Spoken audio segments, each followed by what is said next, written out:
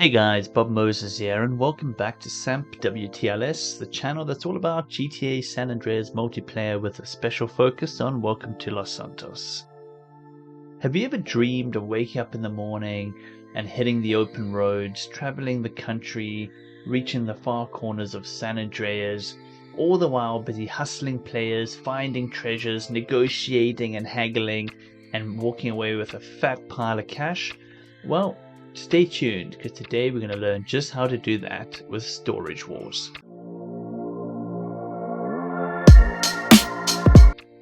All around San Andreas, down side alleys and in the remote outbacks, you'll find hidden, unassuming storage lockers. But behind these steel doors, players are throwing around hundreds of thousands of dollars in the hopes of finding hidden artworks, bags of meths, and outwitting their opponents to be able to walk out those doors with that sweet, sweet profit.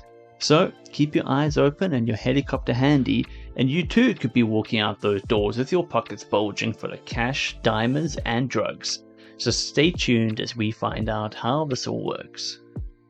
Back at your hotel, house, or trailer park, you'll find your computer. And scroll down and you'll find a little website for Storage Wars. This website will tell you all the upcoming Storage Wars for the next few hours.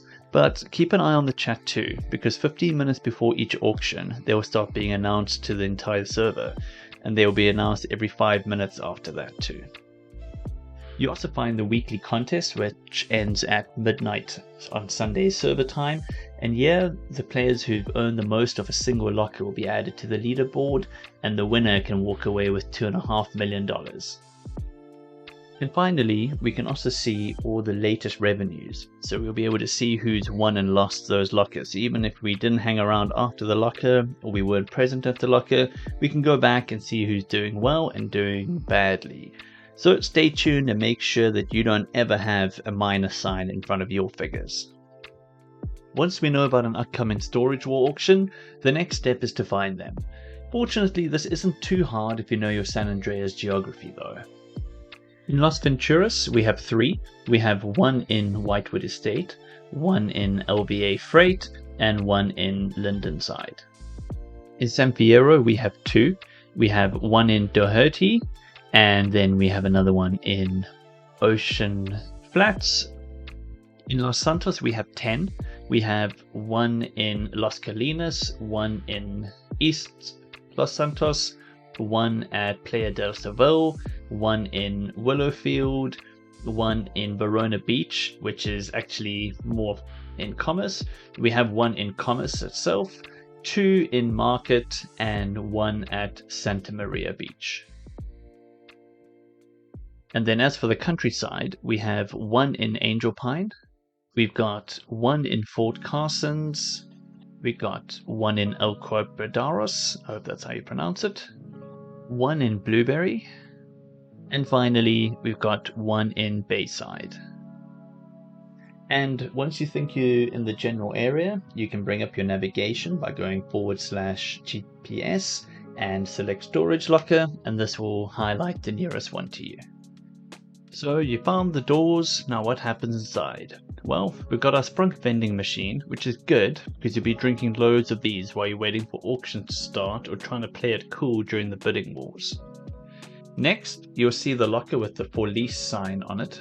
This is the locker that we're looking for, and it's going to tell you when the auction starts. Then we're going to play it cool and just hope no one else arrives, but more often than not they do. But whether or not other players arrive, once the doors open, these NPC players will magically appear, and believe me, over time you will grow to hate them. Once the doors go up, you're going to have 60 seconds to try and figure out what the locker is worth. You can't go in the locker, you can't touch any of the objects in the locker, you just have to try to figure this out from outside. There is an option to pay to value the locker, but over time you'll learn to do this just by eye. But the real rewards comes from the things that you can't see. Boxes can contain hidden items, and also the little gaps behind boxes can often yield rewards that other players haven't seen yet. And once the auction is over, if you didn't win, feel free to hang around and see how the other guy did, but I'd recommend keeping the lols to yourself because you're probably going to be seeing these guys again and we don't want to make it awkward.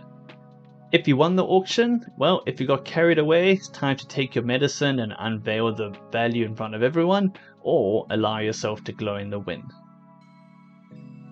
Lastly, with your pockets bulging with furniture and artworks, it's time to head down to the local pawn shop to haggle and sell. Approach the shop clerk, who also happened to be the auctioneer a few moments ago, and select the item that you want to sell. You're going to have to haggle until you both reach an acceptable price, but push too hard and he won't do business with you and you're going to have to find another shop. There's also a haggling skill that you can develop over time, which will lower the chances of the clerk getting annoyed. Once you finish your business, you may or may not want to rob the guy just for a little bit extra, for your troubles. And just like that, the next auction pops up in the chat and the cycle starts all over again. And this concludes our Storage Wars video. I really love to hear in the comments about your biggest win or your biggest loss. Do you enjoy the hustle of Storage Wars? Until next time, this is Bob Moses signing off for SAMP WTLS.